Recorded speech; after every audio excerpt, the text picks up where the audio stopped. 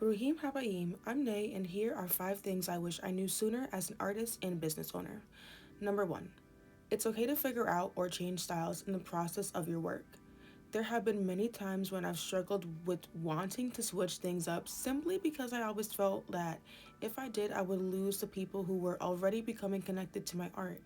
But at the end of the day, it's your art, so fix it, mold it, shape it how you'd like it to be, not what you think others will want it to be. This brings me to number 2.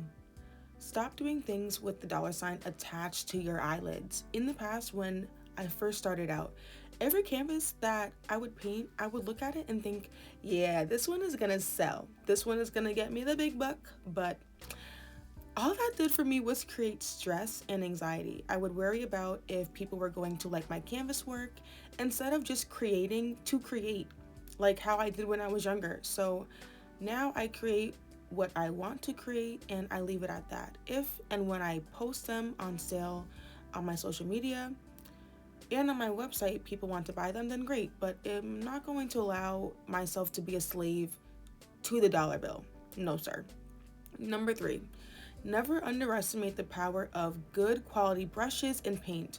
Whenever I was a kid, I used to be content with any kind of paint, even the paint that you'd have to lay multiple layers on for it to be solid. But now, no one wants to do that. So, yeah, I want my paint to glide on my canvas, and I want it to blend seamlessly with the other colors I'm working with. And I want my brush to not leave all those annoying tiny hairs everywhere on my canvas or just fall off in general. So making investments such as these make quite a big difference. And this brings me to number 4, investing.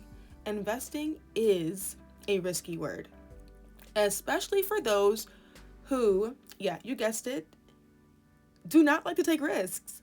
As an artist, I've had to make a lot of investments, specifically in equipment and machinery. From my multiple printers to my vinyl cutter machine to my multiple heat presses and my computers and my iPads, all of these things add up. But thankfully, most of these purchases I've made were the best decisions I could have ever made for my business and for my art and for my creativity. I've learned so much from it, and being able to learn as I grow and gain skill, knowledge, and experience is top notch. Number 5, validation, which to be honest is easier said than done. I wish I could say that I've always been confident about my art, but honestly, that's not the case. I've always questioned whether or not my art is quote unquote good enough. But in lesser words, yes it is. If it's my style, then yes it is. If it's my technique, then yes it is. If it's my originality, then yes it is. I can't live my life waiting for people to always give me praise for things I create. I create art because I was meant to. I create art because I love to. And I create art because it's constantly on my mind. So why wouldn't I, or why shouldn't I, be happy or satisfied with myself and my art as an artist? We gotta lock that in respectfully.